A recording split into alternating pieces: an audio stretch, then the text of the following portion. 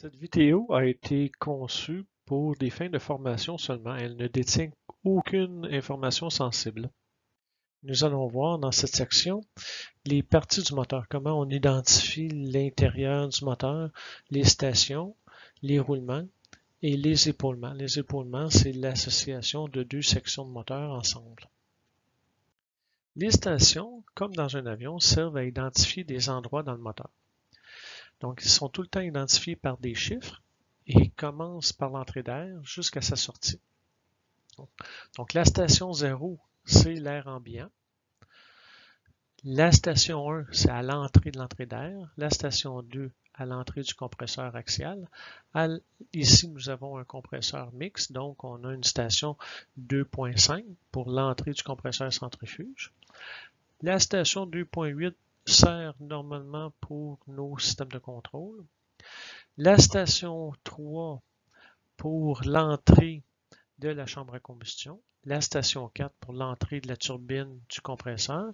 La station 5 pour l'entrée de la turbine de puissance. Ici, nous avons un turbo propulseur, excusez.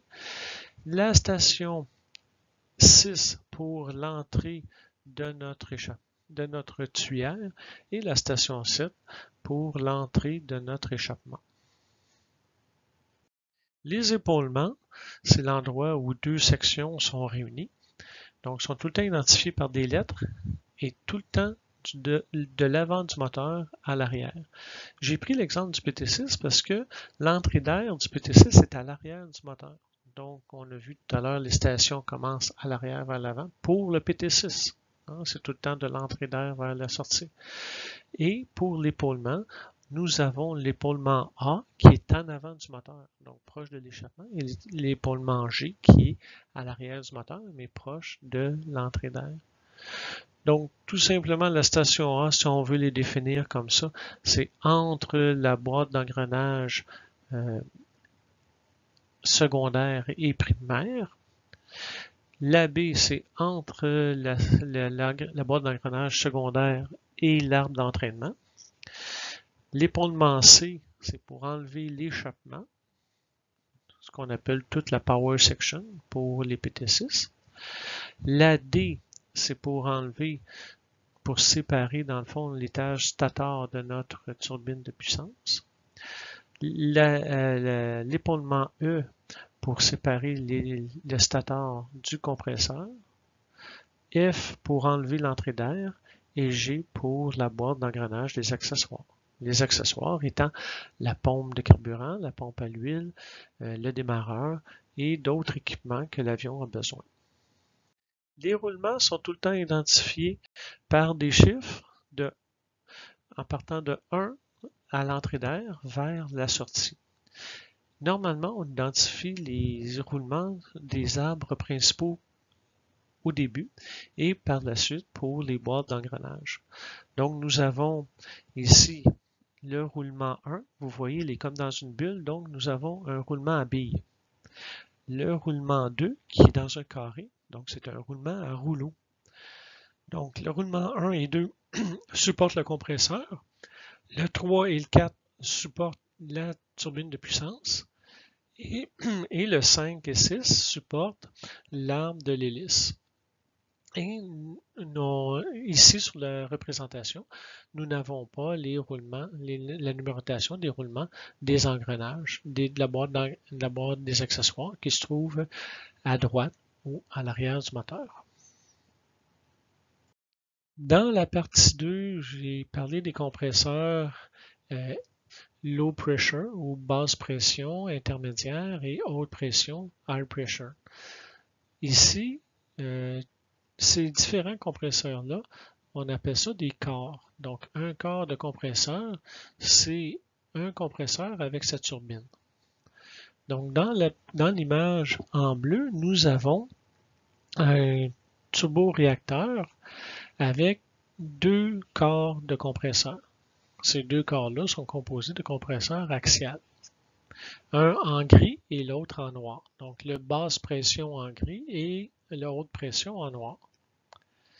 Et j'ai pris l'image du PT6 pour vous montrer qu'on peut avoir deux turbines qui vont tourner dans des régimes différents. Donc ici, le PT6, on voit dans le milieu, on a deux étages de turbine. Un qui est celui de droite qui est relié au compresseur et celle de gauche, la turbine de gauche, qui est reliée à l'hélice. Donc, on peut dire que le PT6 contient seulement qu'un quart de compresseur. On a seulement qu'un quart. Pourquoi? Parce que le quart, la définition, c'est un compresseur avec sa turbine.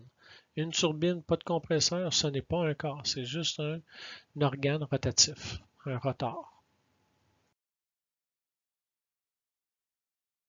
Les procédures de démarrage du moteur pour la turbomachine sont très simples. Donc, on commence à faire tourner le compresseur pour envoyer une masse d'air. Notre moteur est refroidi à 75% par l'air qui rentre dans le moteur. Donc, ce n'est pas tout l'air qui est brûlé par la combustion.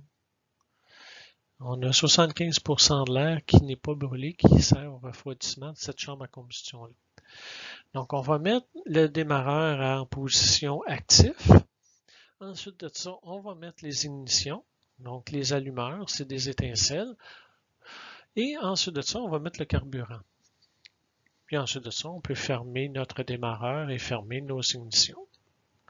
On met tout le temps l'ignition en premier pour brûler le carburant qui pourrait rester dans la chambre à combustion. Ce qui arrive, c'est qu'au démarrage, le moteur tourne à peu près à 10 ou 15% de sa révolution. C'est pas une grande masse d'air qui rentre dans le moteur. Si on met du carburant avant les allumeurs, ce carburant-là va prendre en feu et il va dégager une tellement grande quantité d'énergie que les pièces à l'intérieur du moteur vont tout simplement fondre. Donc, dans cette vidéo, il faut retenir la nomenclature des épaulements, des roulements et des stations. Donc, c'est important de retenir si c'est des lettres ou des chiffres, si ça commence dans l'entrée d'air jusqu'à la sortie de la masse d'air ou si ça commence de l'avant vers l'arrière du moteur. Il est important aussi à noter l'appellation des corps de moteur, donc des corps de compresseur.